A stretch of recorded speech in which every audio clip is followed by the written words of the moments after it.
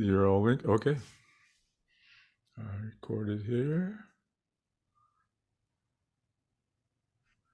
Well, it's so nice to see all you guys. I just wanted to thank Elizabeth and all the crew for just a wonderful festival, and to thank all of you. We were just talking about how festivals at their best just invigorate you, add to your life, even though you may be tired at this point. You've all been so generous, and it feels like community, and that's not an easy thing to do on video, on YouTube, on Zoom. So appreciate you all. This talk is going to be on music of place, which I'm known for doing. Subtext is balance, improvisation, and the vernacular. And the way the way I've chosen to go about this is to take a big piece of mine that was commissioned by Continental Harmony, the Composers Forum, and the Knight Foundation when they were doing that sort of thing for a group in Southwest Kansas.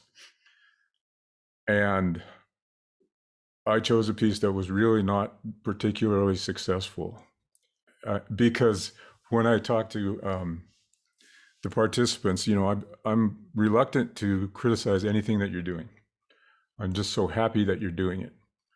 But I have some ideas, and I'd love to criticize. I love to criticize myself. So I'm going to take this piece. It's called "Head First into the Blue Fields of Grace," and I'm going to chop it up. But first, what I wanted to do was to play something to just relax us a bit. This is going to be a very relaxed session. I don't have any big PowerPoint thing. You can just sit and watch the waveform. So this is a piece. There were a lot of people who mentioned Bach on the, on the various meetings that we had together.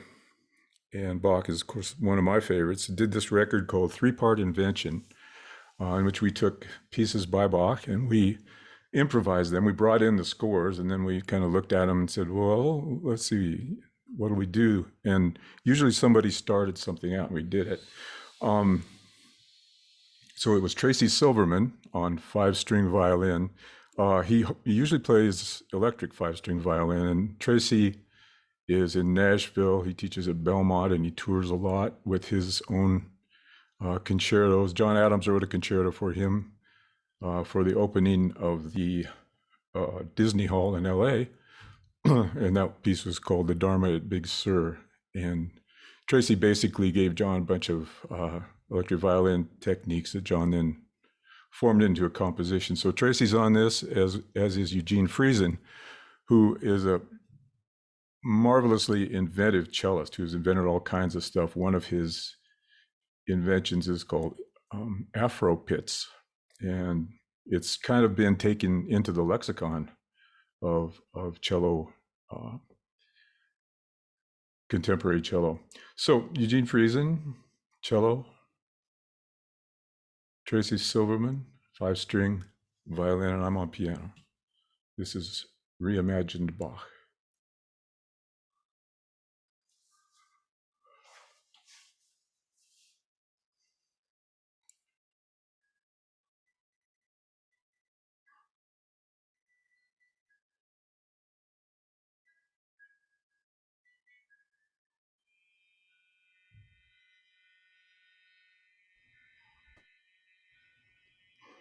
So, Phil, I think you might have to share the sound.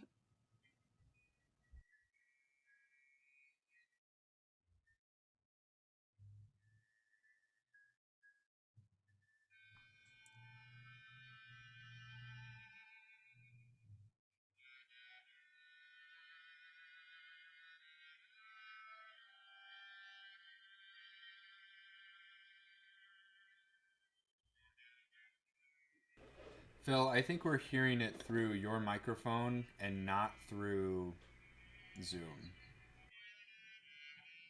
Yeah, I think you'll have to check a little box somewhere about sharing computer sound. Oh, okay. You're not hearing that? Sorry. We could hear it, but it was very, very faint. Okay. Well, let me see. No worries. It was really pretty though. Put it back on.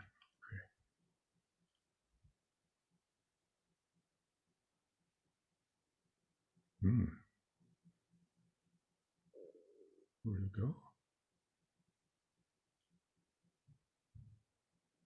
Sorry, guys.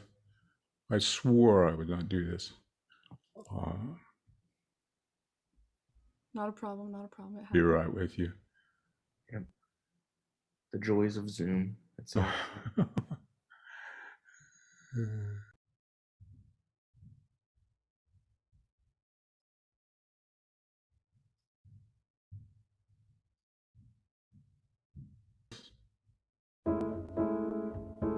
Yep, we can hear you. Great.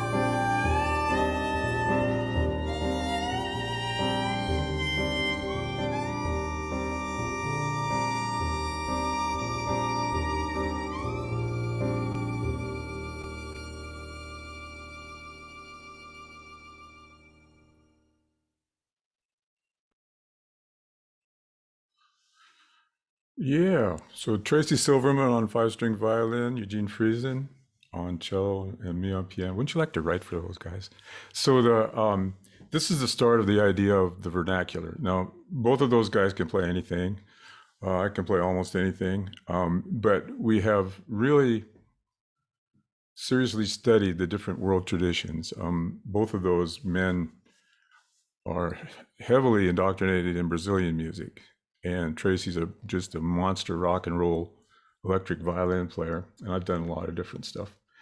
So composers these days are writing a lot for what I call the vernacular, which means there's all those little bends and stuff that people do automatically, but that take years of study, much like the ornamentation in Bach. And I just wanted to talk a little bit about that and show you how I put that into this piece that was an abject failure. So I've never had a composition teacher. I went to Harvard, and I did study chamber music with Leon Kirshner, and I studied counterpoint with David Del Tredici, both of whom wonderful composers and won Pulitzer Prizes. The first piece I heard when I got to Harvard was Kirshner's String Quartet number 3, which was written for electronics and string quartet, and it was performed in Sanders Theater, this beautiful old wood theater, with speakers at each corner. And I sat right dead center. I really didn't know what I was getting into. I sat dead center so that the electronic sounds crossed right through my head. And I just fell over. And then I went up to Kirshner and told him how much I loved the piece. And he kind of took me under his wing and gave me a tour of this was before school started, gave me a tour of the music building. And we went through every place and went up to the top floor where there was a room full of electronic equipment. I think it was a bunch of Moog modules in the day. And I said, that's what I want to do. And he kind of said, yeah, first you have to take music 5-1, then you have to take music 1-5-1, then you have to take, counterpoint and harmony, all these different things. And I said, so this is just for graduate students? And he said, yep. So not to be detoured, I looked all over the place in Boston for an electronic music course. And in the back of a weekly arts paper was a little tiny ad by Robert Seeley, brilliant composer and just a wonderful, generous human being who was at the New England Conservatory teaching composition and electronic music. And for $40, you could come to his house, I think it was like for a month, 2 days a week, and spend 3 hours. It was for $40. And he had an entire room full of Moog modules, and he let us mess with those. He taught us the whole lexicon of electronic music, which has really served me well. Like the next piece that I'm doing is commissioned by the Blackfoot Pathways, which is a sculpture park in Montana, in Lincoln, Montana, 26-acre sculpture park, and they commissioned me to write, I guess it's called a walk piece. Although I will perform it live. It won't be just recorded sound. I don't think I want to do any recorded sound actually, but I decided that in all of the source material for that would be analog electronic sounds that are unrecognizable to most people as they walk through this beautiful place with the gigantic sculptures from really great sculptors from all over the world. So I think, we were talking about that. Some people say, well, I always wanted to have a Moog, they would say. But there's kind of a renaissance of all the analog stuff. Some of it's hideously expensive. Some of it is really cheap. And I think that the idea is that you learn electronic music transfers so well to your concept of acoustic sounds, your concept of composing. I know that all of us who've done that and then transfer that stuff over to the analog and to the acoustic world have learned a lot of it. So, at Harvard, I didn't study composition. I studied a bunch of stuff. I studied piano at New England Conservatory. And when I finished, one of my advisors said, what are you going to do? I said, I don't know. Maybe graduate school? He said, nah, not for you. He was right. He was absolutely right for me. So I went to the Marlborough Chamber Music Festival, which was a real high-end chamber music festival, and I had a very high opinion of myself, and I thought, I'm so good. Somebody's going to come along and say, hey, this is what you should do. Didn't happen. Good things come to those who wait. Good things come to those that go out and get it. That's what I think. So I stayed around in the Boston area, and I played in rock and roll and bluegrass bands, and I was determined to learn contemporary music that I didn't even get to study at Harvard. There was so much other stuff to do, even though I went to countless new music concerts and jazz concerts and almost failed out because I was always at a concert. So what I did was play with these bands. I worked in a printing press, and I lived close to Concord, Massachusetts, which has a monstrous new music library full of recordings of new music and books about new music. And I poured through every single one of them.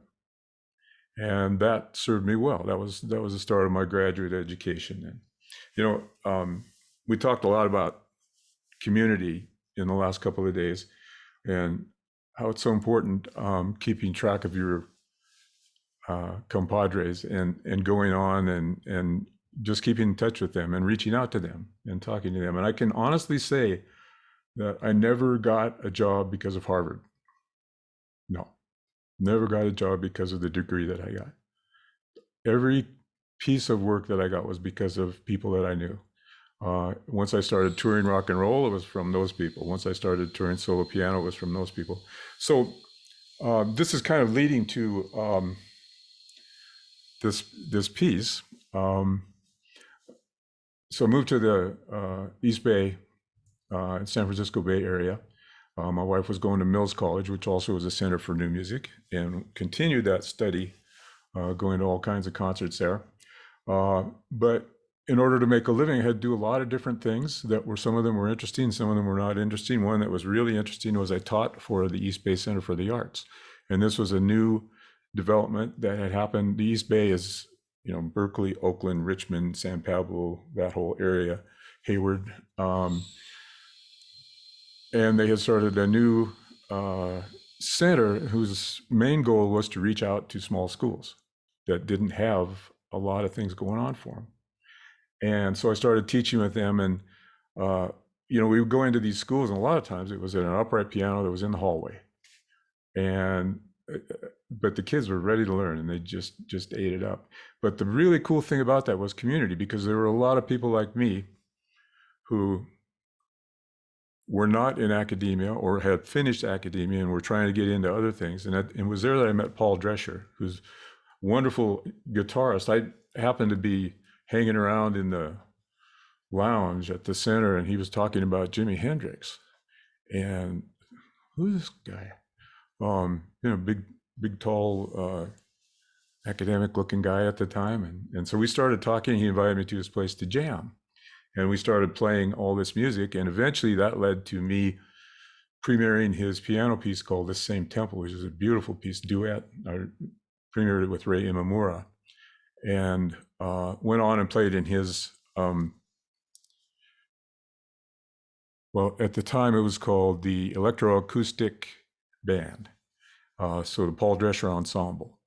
And a lot of the reason for that was to play Paul's pieces, which were just phenomenal, but we also commissioned scores from other composers. Over the years, we played scores by John Adams, John Luther Adams, Alvin Curran, Mark Applebaum, and a lot of other people, and some classics from people like Lou Harrison and Roger Reynolds.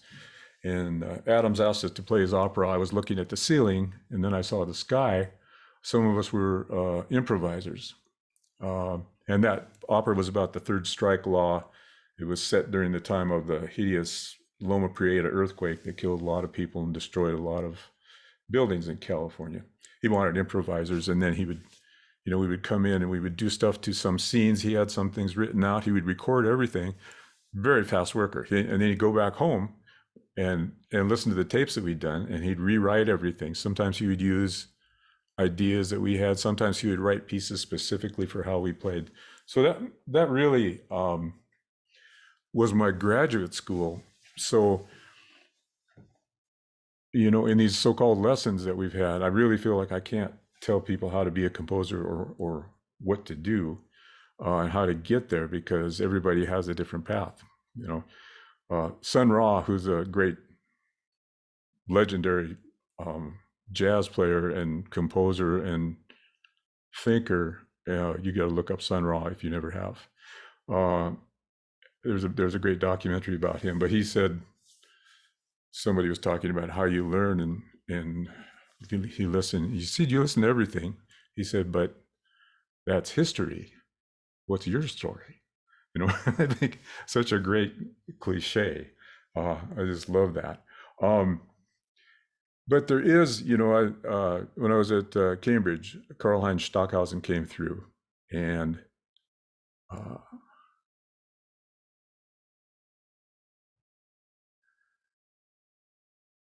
let's see, you might have to move the thing on the side to see this. So one of his great pieces, my favorites, is a piece called Hymnen, and it's an electronic piece based on sounds from radios from around the world, and also the national anthems of a lot of different countries. Just a beautiful, amazing piece. And in that, it's an LP. I think that's the only way you can get it. In that, he had these directions on composing. Hide what you compose in what you hear. Cover what you hear. Place something next to what you hear. Place something far away from what you hear. Support what you hear. Continue for a long time an event you hear. Transform an event until it becomes unrecognizable. Transform an event you hear into the one you composed last. Compose what you expect to come next. Compose often, but also listen for long periods to what is already composed without composing. Mix all these instructions. Increasingly accelerate the current of your intuition. And it's that last suggestion that's been most important to me, because I've always improvised, and it wasn't until a little ways into my life as a composer when I started to really trust myself. I think part of it is that the more you do, the better you get, or the faster you get anyway. You may not get better, but you get faster for sure. Speaking about myself, but I really started trusting my improvisational skills, which was my intuition.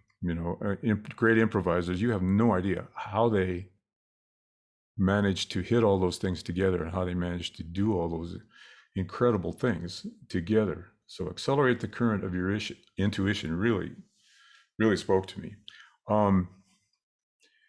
So the improvisation that I did kind of led a lot to the exploration of the vernacular, I call it, of rock and roll, blues and jazz and folk music, which I do not look upon as a lesser kind of music at all. For some reason, I was lucky growing up in a little town. Nobody told me one kind of music was better than another. So I'm just completely innocent of the differences between music. I think I'm weird. I think I can listen to an old timey banjo player just as quick as I can listen to Stockhausen. It doesn't matter to me. It's just all music, and it all has to do with life, and it all has to do with connection. So here's a couple of little short excerpts from my vernacular career. First one is band I played with. First band I played with in San Francisco area. Let me know if this. Let me know if this comes through. I'll just start it and then I'll stop it. Okay, great. All right, so this band is Perry and the Pumpers, and we played in a little club in North Beach in San Francisco for a little while, and it was, I have one of the band members gave me a list of how much money we made, and it's pretty much what I remembered. I think the most we made was $28 a piece. But it was so much fun, and it was such an education that I stuck with it until I got picked up by Elvin Bishop, who is on this record. This is just a little short thing. I'm playing piano. and Perry Welsh, Perry of Perry and the Pumpers, is singing, and Elvin Bishop comes in towards the end. Just a little chunk here.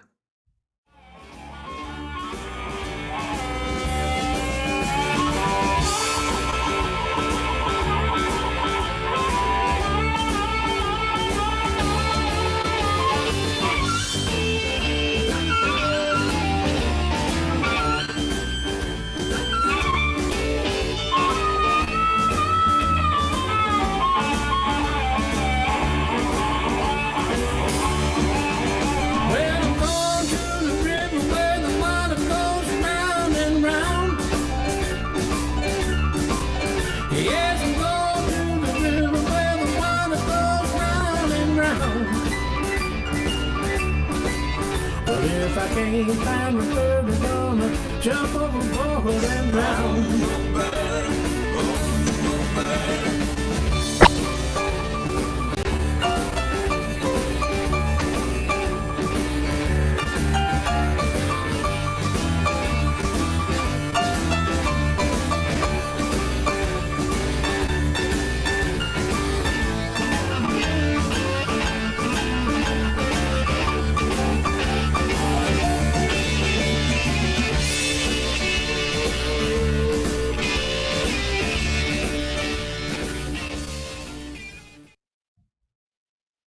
Oops.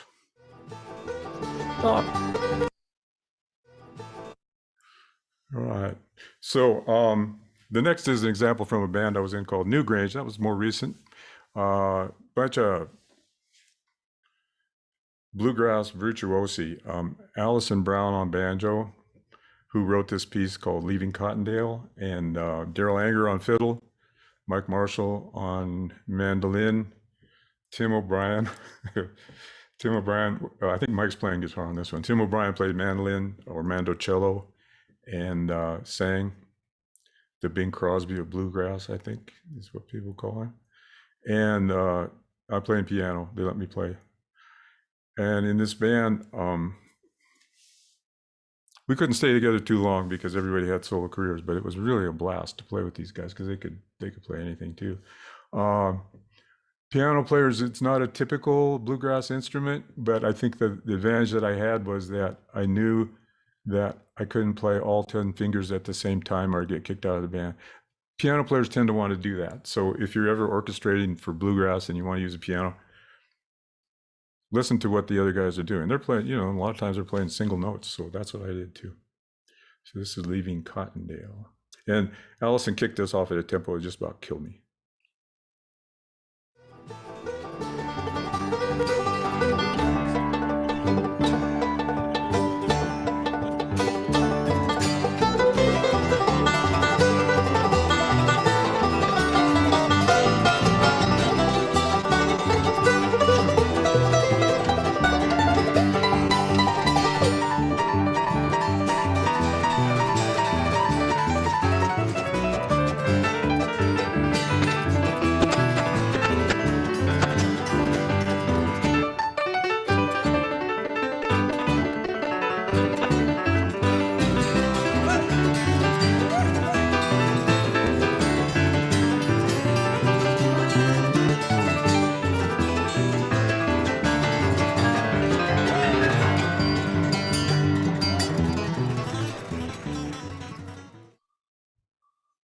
That was from a live concert.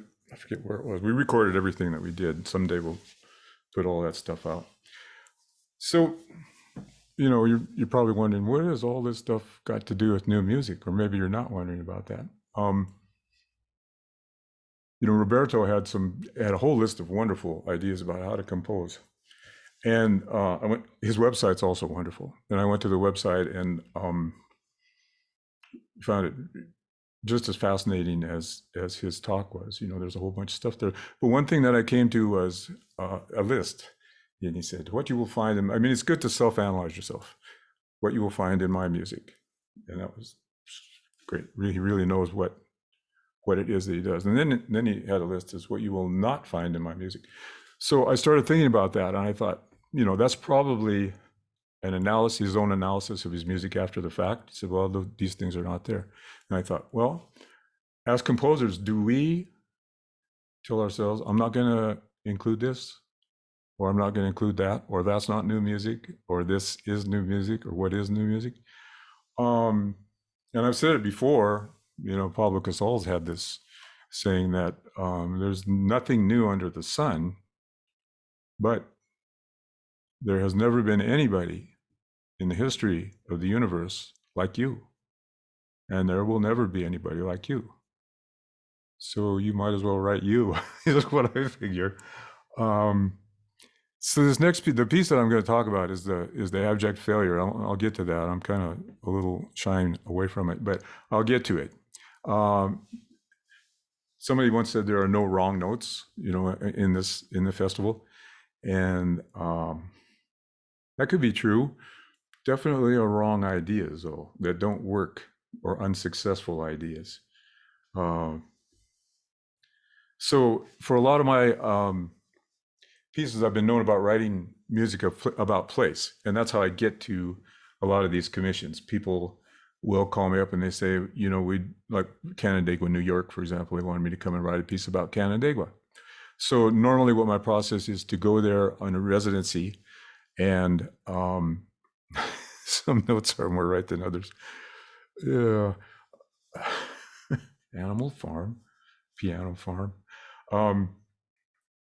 So I've been known to write music about place, and people say, well, okay, what's that? How do you do that? So normally I'll get a residency in a place. I love going into communities, and sometimes I'll get to spend a year there. Sometimes it's shorter. It's better if I get to spend a year. I'll work in the schools, I'll work with the musicians. Generally what I start with is reading the poets of the area, because they are able to distill what it is about a place much better than anybody can do. And so that's my usual place. Like in Kansas too, there was a bluegrass festival. I took part in that. There was another festival. I took part in that. I study the archaeological and human history, experience any local realities. Basically, I try and forget myself. And a lot of time there's not much time to do that. So I really have to open up to the community.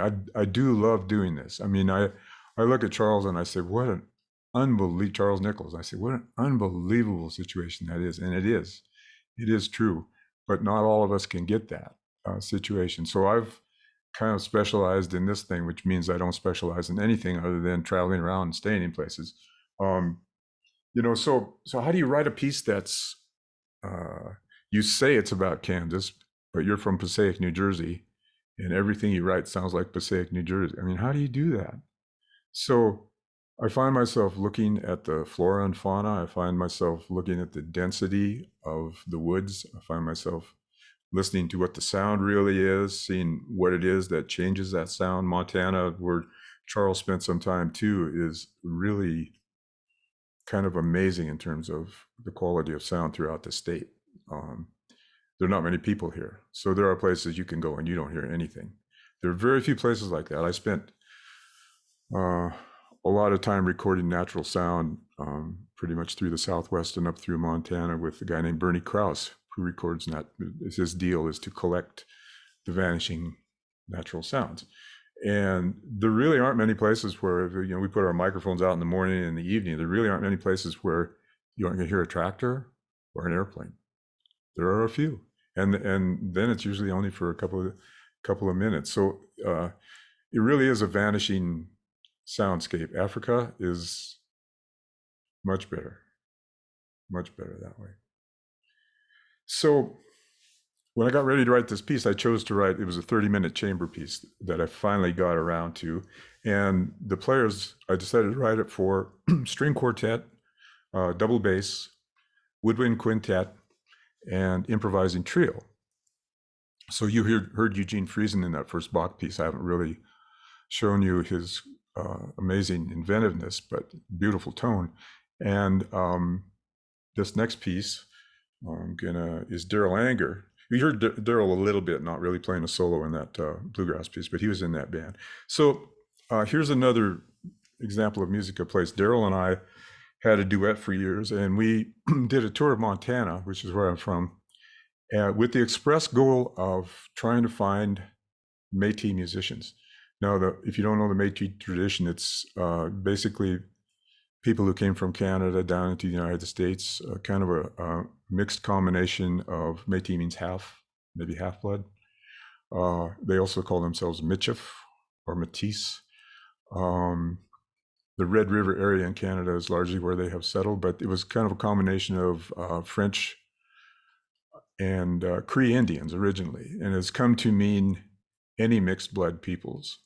There's a beautiful book about that by a friend of mine that we just lost, Nicholas Roman. It's called We Were All Under One Robe, which is, the more you find out about the world, the more you realize, yes, we are. We are. My DNA is I truly am related to everybody, it seems like, from my DNA. So this tradition is a beautiful tradition in that, you have the Quebecois kind of jig and fiddle tradition combined with some Scotch-Irish fiddle stuff. And then the style of jigging is basically they levitate. I've never seen anything like it in my life. The great dancers are pretty much off. You have no idea how they do that. And the music itself contributes to that sense of lightness. They used to have these things they called bush dances, and they would go out in the middle, somebody's house out in the middle of nowhere in Manitoba, or Saskatchewan, and they would literally throw all the furniture out in the snow, have a fire, and go in and dance, and they could dance for hours. And I experienced a little bit of that. I went up to Turtle Mountain Reservation with Nicholas and played with a bunch of Métis fiddlers, a bass player. I played keyboards. And so I knew a bunch of these tunes that they knew. I mean, we were playing the Red River Jig, which has 15 beats. It's not a square dance. And they form a circle and they would start dancing. And I think we played that song for an hour and a half because nobody wanted to quit. You hit that groove, and it was just phenomenal. It was phenomenal. So I think, one thing that's very American and it's very much of the vernacular is dance, is rhythmic dance. I see no reason to avoid it. I'm an American. I'm going to use those beats. But we wanted to do an homage to the Métis music. So we did this piece on a record that we did called Cross Time, Daryl Anger and I, and the piece was called Le Chemin Riel. Louis Riel was a leader whose life is also worth looking up. He wanted to, it's a typical English Canadians against the French and Indians. And so just a real tragedy happened up there. And Louis Riel was a charismatic leader who wanted to bring them out of that and went to hiding in Montana. And then they sort of tricked him into coming back up to Canada, and they hung him. The myth about Louis Riel is that while he was on the gallows, he said, "My people will rise in 100 years, and they will do it through the music." So we took that, and it was about 100 years after. So we, the culture is going strong in Canada. There's a group in Montana outside of Great Falls, the Little Shell Band, who have just achieved federal recognition. So things are changing, but the Métis have kind of spread out everywhere and influenced a lot of different things. Lewis and Clark, if you had a French name on the Lewis and Clark expedition, you were Métis. So this is a piece,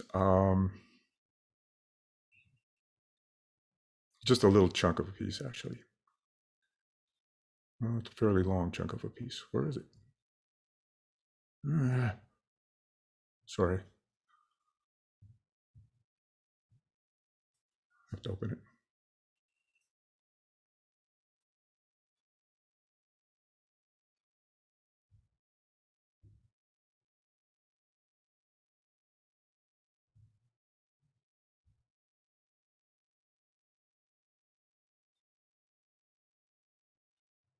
Huh.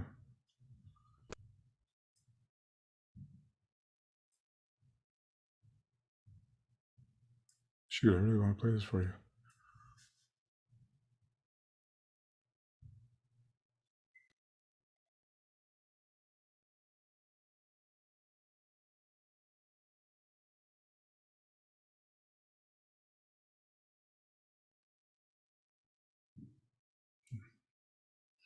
All right. Excuse me, I'm very sorry.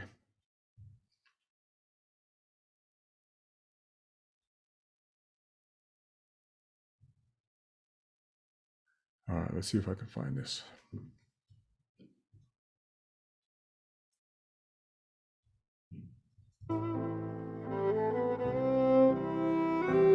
Okay, so this is a piece called the Ukpik Waltz, and I wanted to show you the transition into this. This was written by a Métis in British Columbia. It's become a standard, just a straight ahead, beautiful waltz. Ukpik is an owl with big eyes.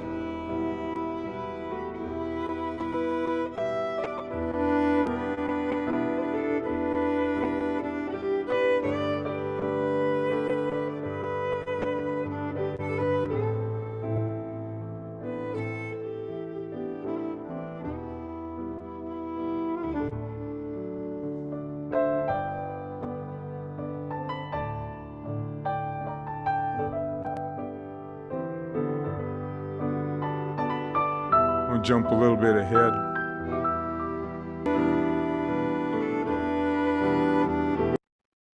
So one of the traditions in Métis fiddling, when they would get into these bush dances, sometimes there would only be one fiddler. Usually there'd be two. But if the one guy didn't show up for some reason, then the other one fiddler would have one fiddle, and he could take anybody from the group who was at the party at the bush dance, and they would do this thing they call bucking. So all they would do is just dampen the strings, and the person who didn't play the fiddle would just go with the sort of a drum-like thing. The Métis culture was not a drum culture for the most part, but that idea of bucking was something that kept rhythm. Then the other thing that they would do, if there were two fiddlers, they would do this thing called ghosting that they even do today. And sometimes they didn't know what the tune was. Sometimes the other fiddler knew the tune by another name, so they would get right next to each other before. And you see jazz guys do this too. They'll like, okay, we'll do this. So they would play this thing really quietly. So we use those two things in the piece. And then we go into Daryl starts playing the Red River Jig, which has 15 beats, and I start doing a bunch of other stuff. This piece was almost entirely an improvisation. We knew where we were going and we knew what tunes we were going to do. But other than that, just the fact that we had played together so much was what made us able to actually make a piece of music out of it.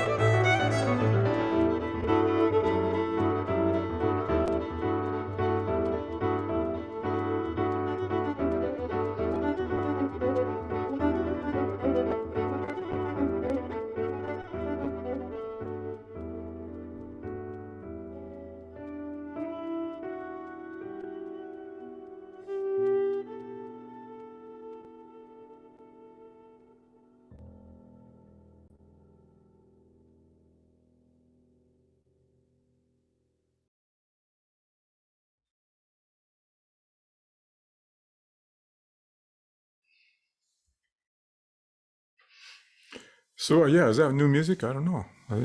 There's certainly a lot of new music ideas in there. And how we hit those sections together is just because we knew each other. We didn't plan anything out except that we were going to play the tune. And it just developed by our knowledge of the history and our knowledge of playing together and our knowledge of the Métis music. Daryl and I both studied with fiddler from Turtle Mountain named Jimmy LaRock, who passed away recently. So when I got around to doing this piece for Kansas, I know that when you go into a residency situation, you can't always choose who you're going to get to perform your piece. Sometimes you do. Sometimes you have to go with community groups, and I think that and they're not going to be able to play fast stuff or extended techniques. Maybe some of them can, some of them don't count that great. So you got to kind of write your piece, and I don't mind writing my pieces for groups that aren't specializing in new music. I don't mind that at all. I feel that sometimes amateur groups really, you get better performances because everybody's putting everything that they have into them.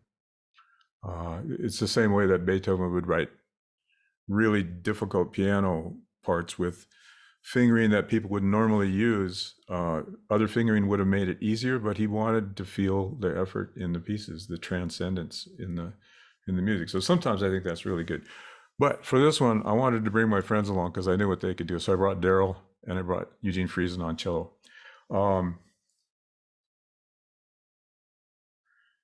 So when I got to Kansas, I spent, I think it was a year residency, and there was, a small group, Southwestern Kansas.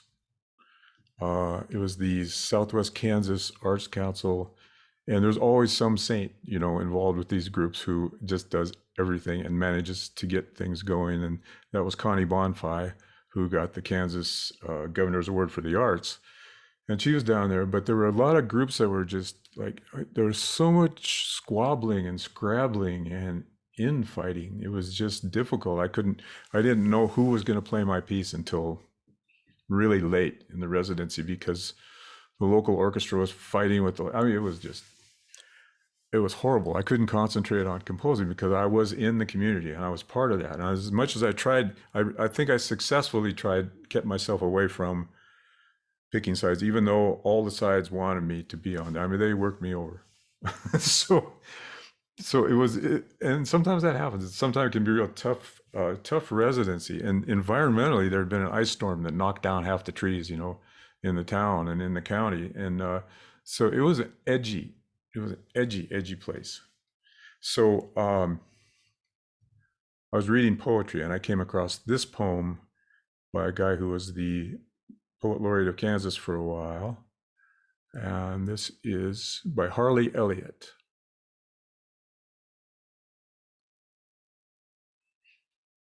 It's called Waking in Some Good Person's Yard.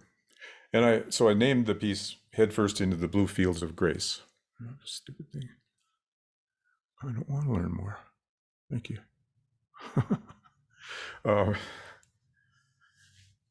And I met Harley and told him this, and all he said was, wow. So waking in some good person's yard, the southern train passes its horn a long bruise on the landscape. Just at dawn, here I am, uncurling, and the forsythia bush is blown open during the night. A foolish man, awake in the doorway of spring. The beautiful sorrow of all life circles me. The wind blows and blows. I fall headfirst into the blue fields of grace. Yeah, so that poem just quieted me down and made me able to get on with this piece. So I had all kinds of ideas. The first thing that happened was when I was getting nowhere. I was staying on a ranch, and I took a long walk on the ranch out in the prairie. And there's a lot of tall grass prairie in Kansas, but this was short grass prairie. I was walking, and it was beautiful, although hot day. Not a cloud in the sky, dry, and I had some water with me and the notebook that I always carry. So there was a kind of a tunnel thing built of stone. It was about 100 years old, and I guess the sheep herder that had been there. These places are kind of all over that area, and they were for shelter from the storm. So I went in there to get cool for a few minutes, and still nothing came to me. So I came out, and I was walking along, kind of not paying attention to anything. And out of the clear blue sky, a big bird flew down and knocked my hat off. I said, oh, okay. So this piece is about disruption. And Kansas, in a lot of ways, is about disruption. I mean, there are cyclones there, and there are these snowstorms, and politically, there were, when the white settlers came in, they displaced a lot of people who were already there. The Cherokee Trail, Cherokee Strip, all that stuff is down there on the southern edge of Kansas. So I thought, okay, well, I've got one of the themes, but the other theme was the idea of going headfirst into the blue fields of grace. And for me, that happens a lot in a piece. I like to write melodies. I like to write really naive, simple melodies. And I don't write whole pieces with that. I put a lot of other stuff in them.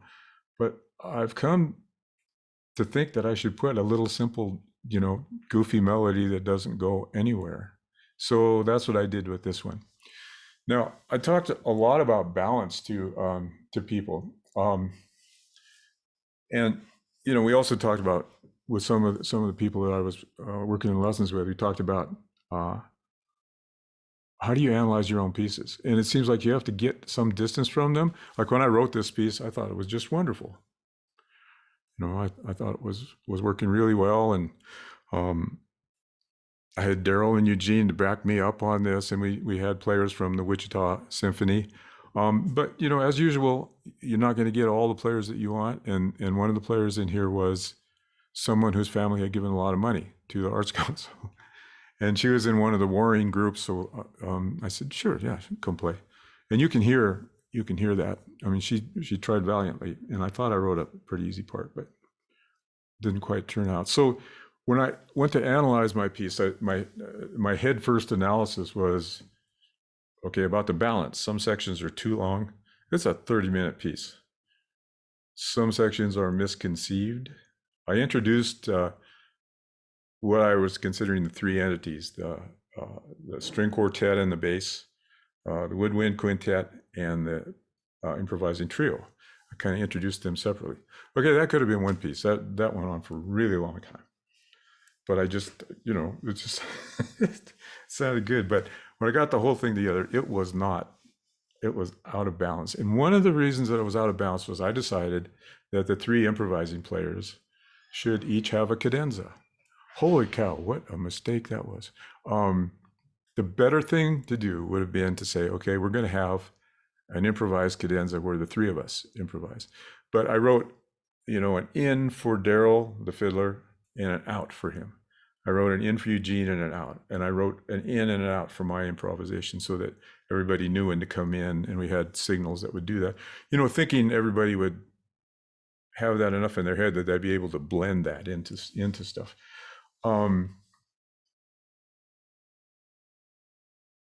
So I wanted disruption to be in there. I didn't quite want it to be as disrupted as it turned out to be, and I wanted it to be a little more dramatic, but it turned out to be really long. Then I had this idea that I was going to teach the players the vernacular stuff, because Daryl is really expert at that, as going in and having residencies with orchestras and teaching them how to fiddle. I thought, okay, well, we only got a couple days to do this. So Daryl, in his cadenza, the start of his cadenza, was going to stand up in front of the string players and teach them how to do a couple things. And one of the things that he taught them how to do is a thing called the chop, where you dampen the strings and play this chop thing, which is very percussive. Daryl claims to have invented it, and Tracy Silverman claims to have invented it. They were both in Turtle Island String Quartet, so maybe they invented it at the same time, and maybe somebody else invented it. But in any case, it's taken, it's become part of the language too of contemporary music, the chop. I mean, there are orchestras all over the United States that Tracy and Daryl have taught to do the chop. So he's going to teach the Wichita Symphony players to do the chop. And I thought it'd be really cool if he did that. And then we go into his cadenza by him playing fragments of sort of Carnatic bluegrass. I mean, the scale is not a bluegrass scale, but the fiddling is bluegrass fiddle. And Daryl does all these, just remarkable little inflections that are just add so much juice to everything and so much life to everything. and I wanted to have the fiddlers try the string section try and do that.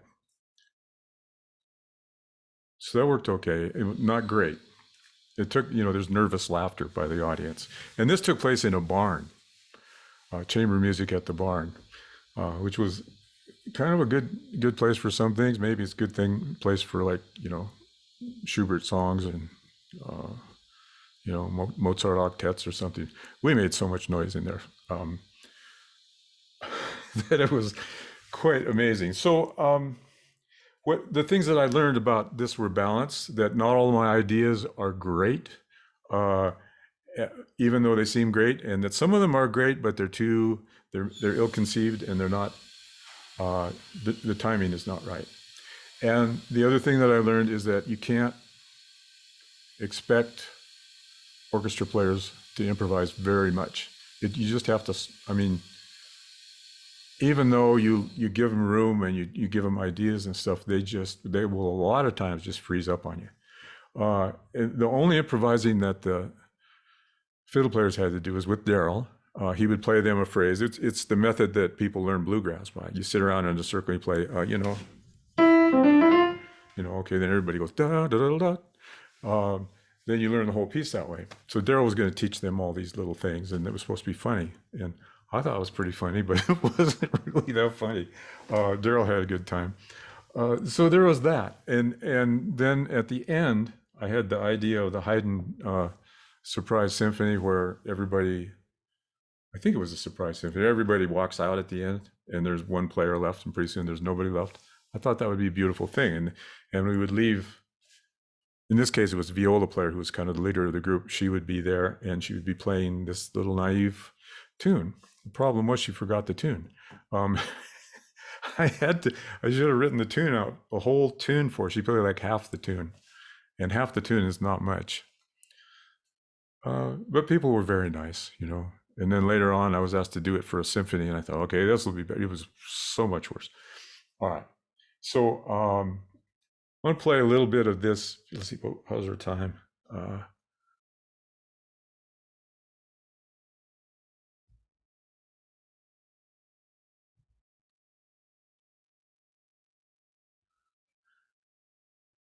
So the first chunk of the piece was where I introduced all the elements. And first was, I thought I was being really nice to give everybody a solo. And I was, but it was way too long, but it's kind of pretty. So I'll play that.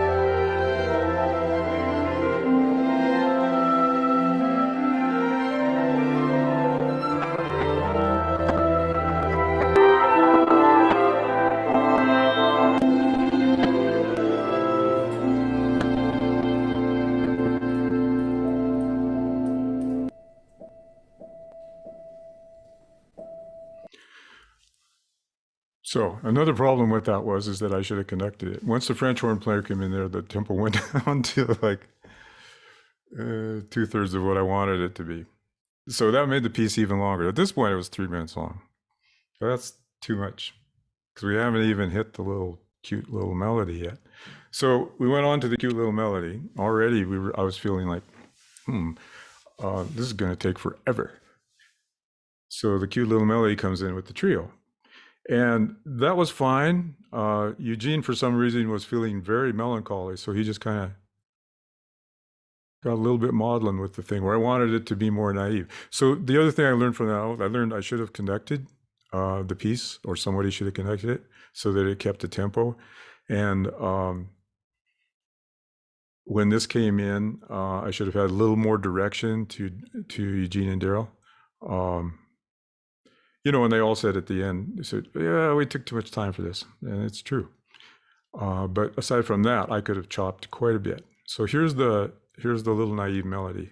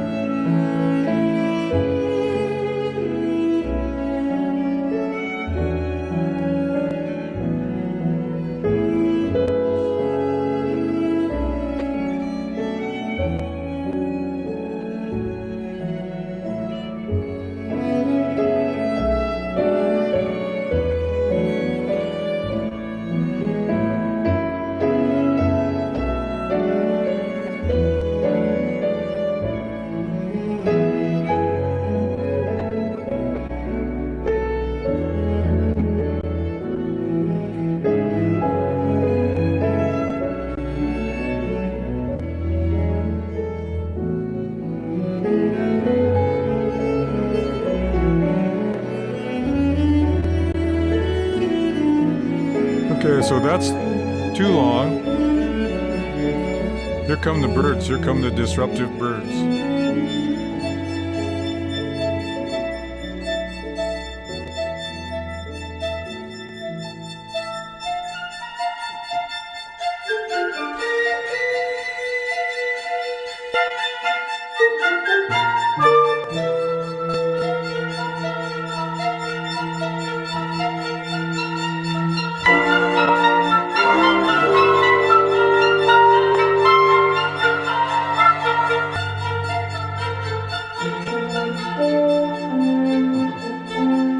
I have some counting problems going on in there. Counting problems here.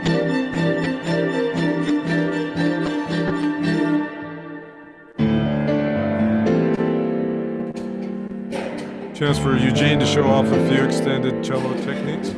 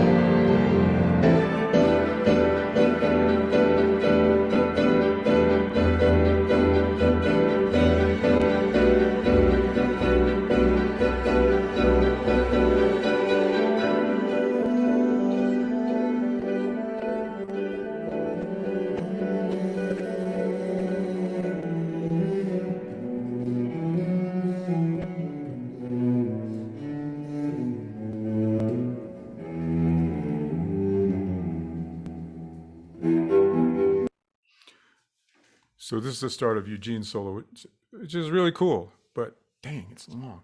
And, they both got off. We didn't have a stage. We were kind of in the middle of everybody in the barn. They both got off and they said, yep, that was too long. I'm sorry, it's too long. So I'm going to jump, even though there's some really great stuff in there, I know by the time, oh, that was so it was a 4-minute cadenza. By the time we finished that,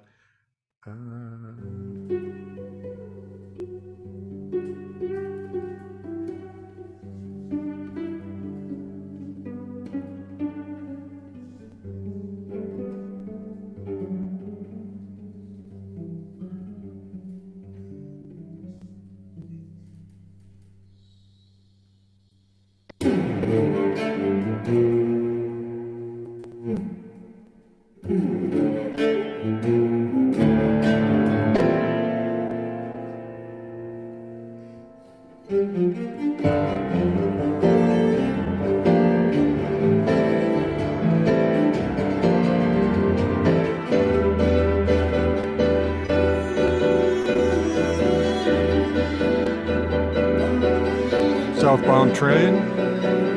Pretty cool.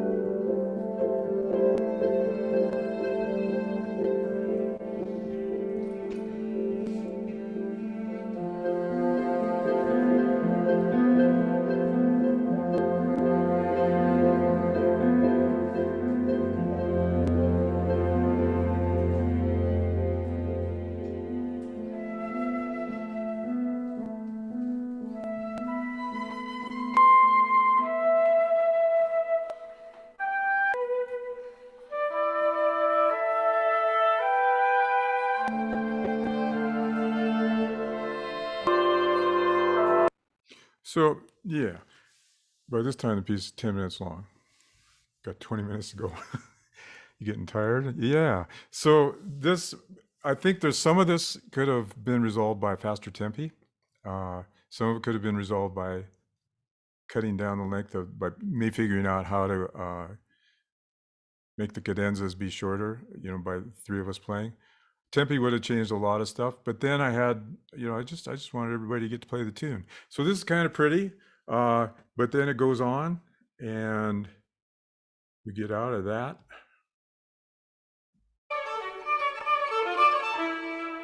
And Daryl is about to start his cadenza where he teaches the orchestra players how to be fiddlers.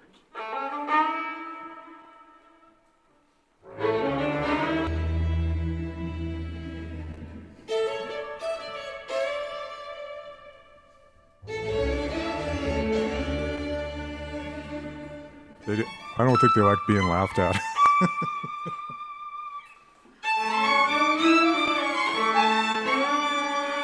Because they were trying pretty hard.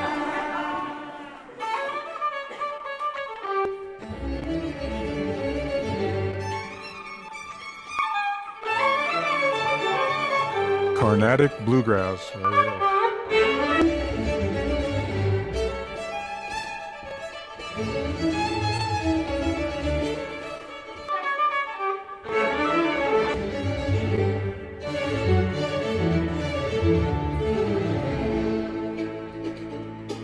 All right, here comes the infamous chop. He's trying to teach him the chop.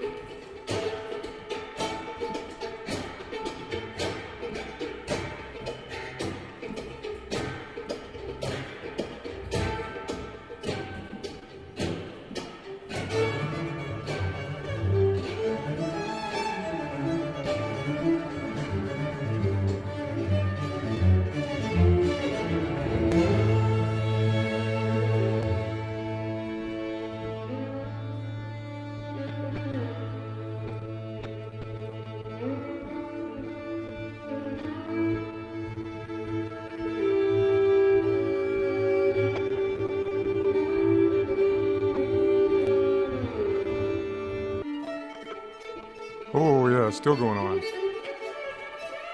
And it's great. It's just like there's a lot of it.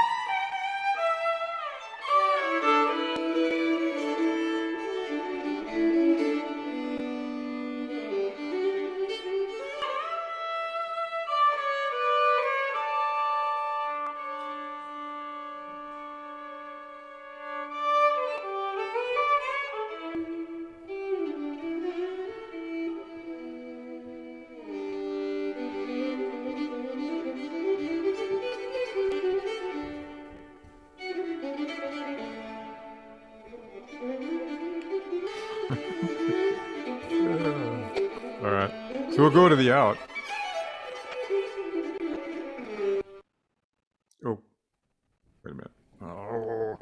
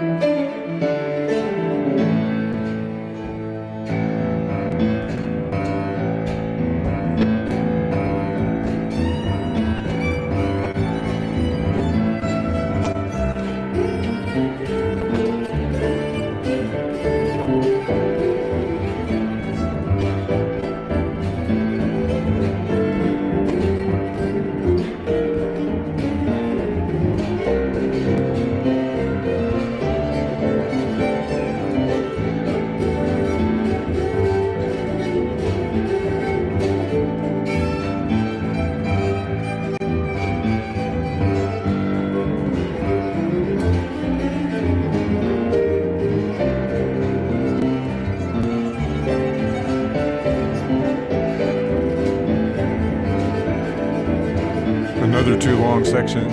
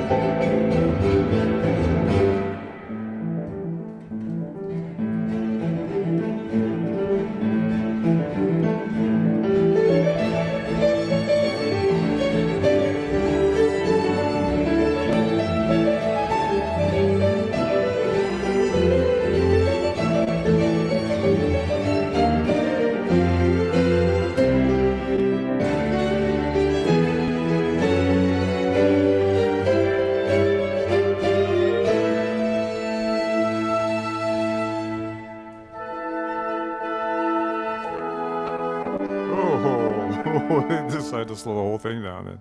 Okay.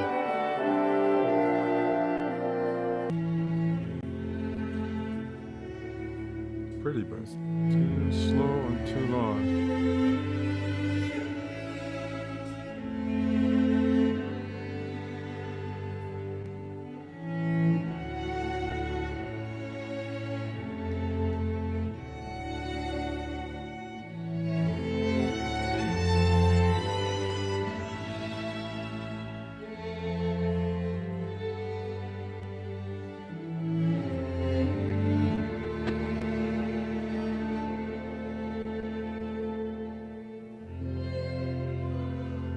So then the composer gets his cadence and he's so riled up that he just plays forever.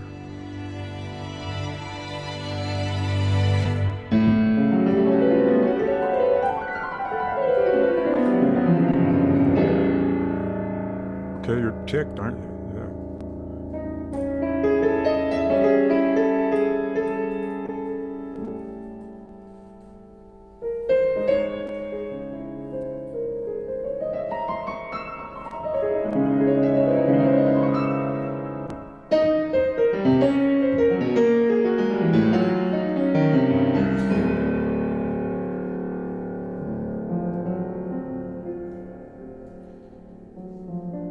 Jazz from Kansas City.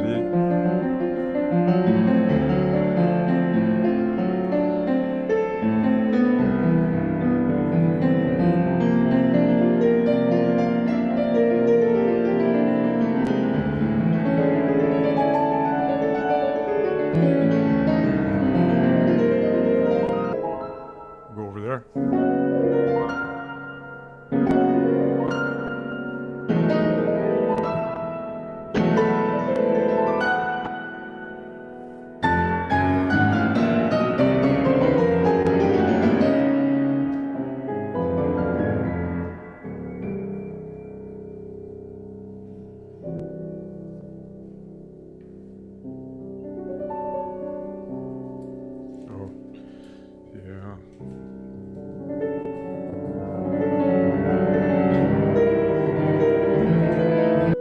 this so long? Oh, dang it.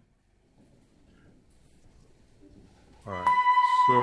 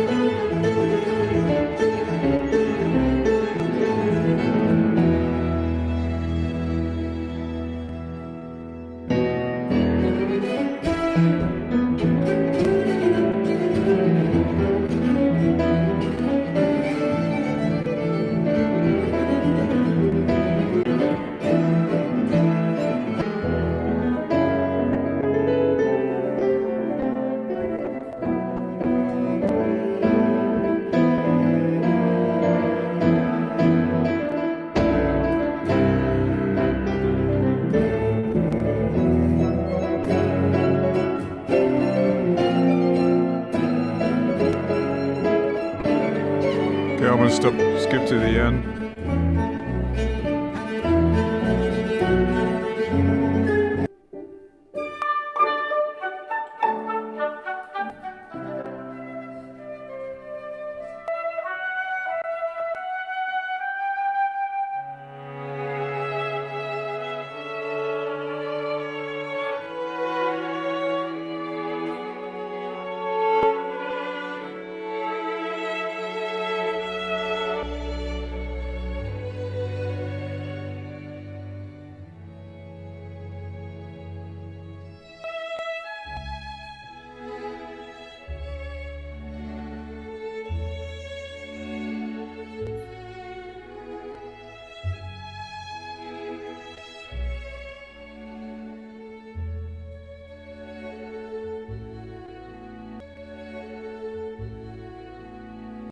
You know, such lovely players. And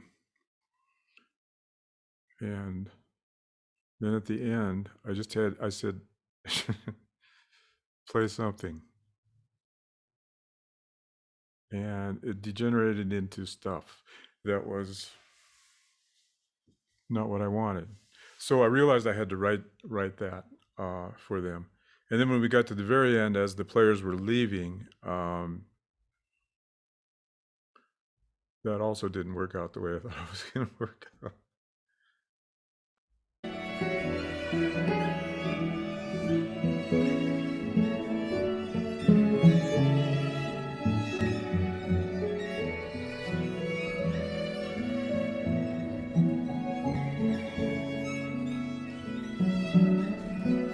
I told some of them to make bird sounds.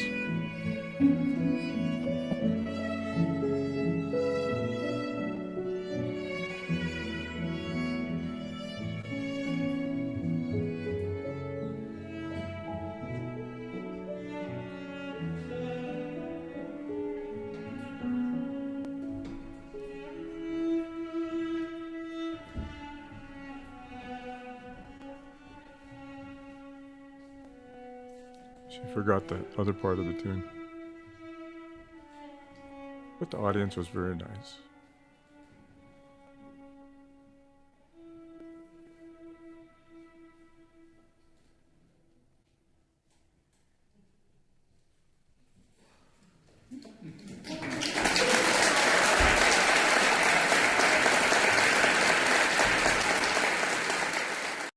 So thanks for listening to that, you guys. I forget how long this is. I don't want to. Oh, there it is. Does anybody have any questions? Yeah, the whole piece is, I don't have any of those. I think chamber music at the barn is an institution in Kansas, and I think that you can still get it from them. There's a couple other pieces. I should have brought that CD. Thanks, Kira. Thanks, Ben. Yeah, I have a chance to do it again with the Cascade String Quartet, who played one of Charles' pieces, and they can really play this. And then the Chinook winds in Great Falls, and I think Trace. I think I can get Tracy and Eugene back to do this stuff. And boy, I'm going to chop the heck out of it, and I'm gonna do some tempies that are a little bit more listenable, so that it isn't a 32-minute piece. I forget how long this session goes, Adam. We've got No. about 15 minutes if we need it. Okay, yeah, we don't have to go to the end. Does somebody have any ideas or any questions or, about anything, about bluegrass, about Kansas, about being a composer of residencies? Anything? About playing in a barn? Well, the other thing that happened was that right before, like the year before I came to do this thing, my host couple had a barn tossed by a tornado that came right into their bedroom. So Kansas is quite the place, yeah. How does one get a residency, Zach says. Yeah. From my experience, it is every residency that I've gotten has not been through an agency or through a cold call, I think. I'm trying to think if that's true. I think I got one by just calling up somebody and said, hey, I'd like to write a piece about where you are. For the most part, like this one, the Kansas residency came about because Eugene spent a lot of time in Kansas. I think he partly grew up there. So he was playing there. And I went back and played with him a little bit. And then the Paul Winter consort that he was playing in came, and their piano player didn't show up. So I played with them. Stuff like that. And then I met all the people who were there. The Canandaigua residency came about because of my previous solo piano stuff. But I think, we were talking about how resources for composers. And one of the great things to do is to link up with all the arts councils. They're all in a tough spot right now, but there are still things that are open. And, if you hook up with all 50 of them and you check all the monthly emails that they send with composer opportunities, every once in a while there's something that's really cool. And, my experience is if you have some kind of connection with somebody in the state, or if you convince them that you have some kind of connection with somebody or with the state, they're more open. Sometimes it's not necessarily like a contest. Sometimes it's more an invitation to do something if you connect with people.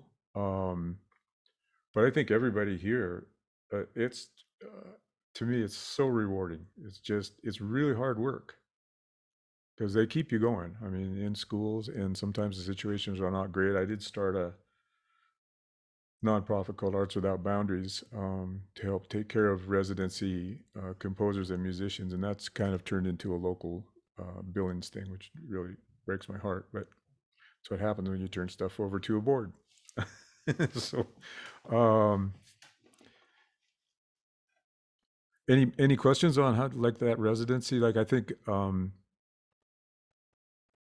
convincing people that you have a connection and that you can do it and that you have an affinity for what it is that they're doing and you can bring something special. I think, kind of a willingness to work in schools is a really big deal. And I actually love doing that. I mean, sometimes the situations are just immensely difficult, but, especially if you're a piano player, I did one residency in Western Montana. And it was really a cool school where the tradition was that everybody from from the fifth grade on plays an instrument. It's not really a one-room schoolhouse, maybe a three-room schoolhouse. And then they have a building that is the gymnasium and the auditorium and has a stage. And there was a piano in the back of it. And so I was going to give a concert for all the kids, and I pulled I pulled the piano out and I started thumping on the keys, and it was like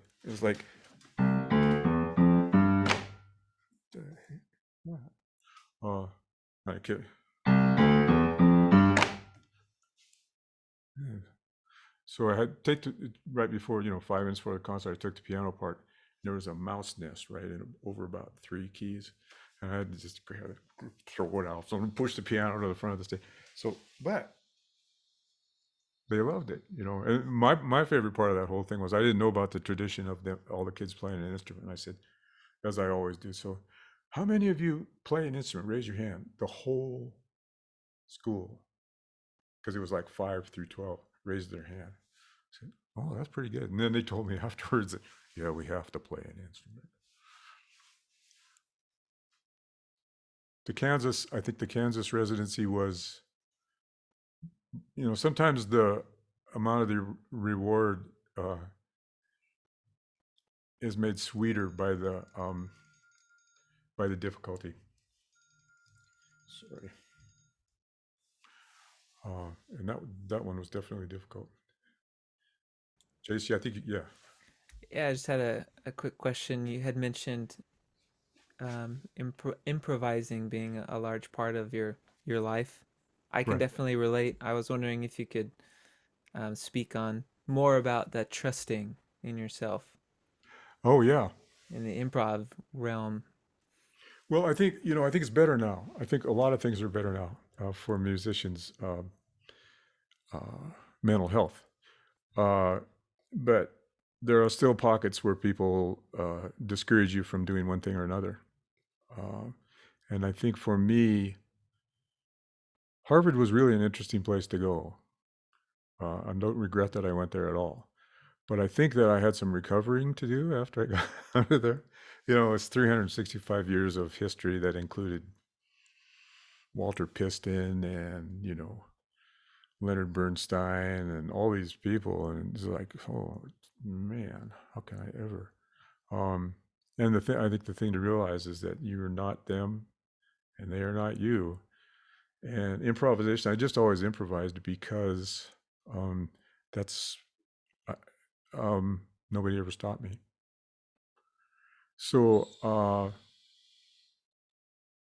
the trusting part, the trusting in myself, has only increased over the years, and it's gotten so that even though my sense of balance was really off in this one, the ideas were really cool. There were some really cool ideas, and a lot of those came up through improvisation, and then I worked on them and developed them. I record all my improvisations and in some way or another, whether it's my phone or a little digital recorder like this thing, or sometimes it's MIDI into a computer. Sometimes it's it's writing stuff on a notebook that I carry around all the time. I've got an even smaller one than this that I carry around all the time. Sometimes those ideas pop up. You're riding in a plane or you're driving along, you pull over, grab those ideas because they, some of them are really good.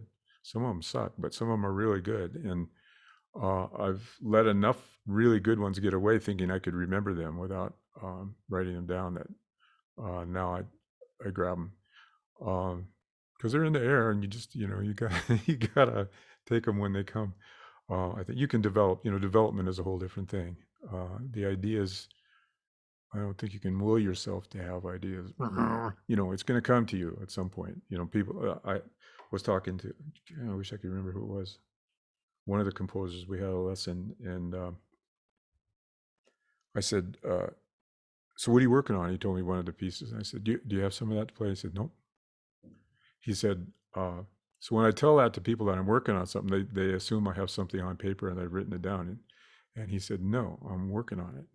And that means a lot of times there's stuff you just have to go through a lot. Like with this Kansas piece, I didn't get anything until a bird attacked me. I was like, okay, that's good.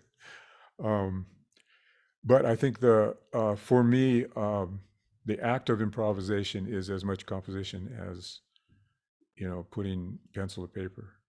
And I still write all my scores down, except the electronic ones. And that I'm kind of glad I don't have to write those down, because those are really strange. Be really tough, play this note of this sample or whatever. No, the composition comes into, making the sample or finding the sound. That's where the composition is. But for me, I know Charles is going to talk about that tomorrow. Or is it today? Tomorrow. Yes. Today? Isn't there an electronic music thing? There's not, huh? There's a concert tomorrow. Concert too. tomorrow. Oh, okay. So, great. So yeah, that'll be fun. That'll be great. Yeah, Chase, I don't know if that, do you want to expand on what it is you would like to, hear, or in terms of an answer? I don't think there should ever really be an answer. Like you've said, you can't really tell people what or what not to do. It's just some ideas. But one of the things I've realized in the last few years, especially with quarantine, I grew up with jazz and pop singer-songwriter stuff, but always loved the contemporary music, but always felt when I improvise, that is doing jazz or pop singer-songwriter things. But I've recently started just improvising and realizing that, that material is pretty interesting. Maybe I should expand on that with more of a written approach, or not even. And Mhm. it's gotten to some good places, and talking to some people, they have confirmed that improv is definitely a way to go. It's Yeah, not to be written off. I don't know if you know about this app, but there's a iPhone app called AnyTune Pro Plus. And it is so helpful for me, because a lot of the ideas come when I'm kind of playing out of my mind. You know how that is. You're not playing anything that you've really played before, and you've recorded and you listen to it and you say, what in the world did I do with that? So you're playing it really fast. And so this AnyTune Pro Plus, you can take any recording that you have, except for stuff on iTunes, and you can put it into AnyTune Pro Plus, and it you can, these kind of machines have been around a long time, but it's very handy, right here. It's right here. You can actually record into it, and then you can slow it down without changing the pitch, and you can take sections and loop them. So it's really good for transcribing, really good for, a lot of jazz players use it when they're learning, Charlie Parker solos and stuff, trying to get that stuff down. You can slow it way down and it doesn't change pitch. And there's even a little patch in there that allows you to change the timbre, so it doesn't get too weird. So it doesn't get too weird, too far away from the original timbre. AnyTune Pro Plus, and I think it's, for an app, it's expensive. It's like, I don't know what it is now, $11, I think, when I got it. There's AnyTune Pro, and that's free, and then there's AnyTune Pro Plus, which has a few more things in it that are really cool.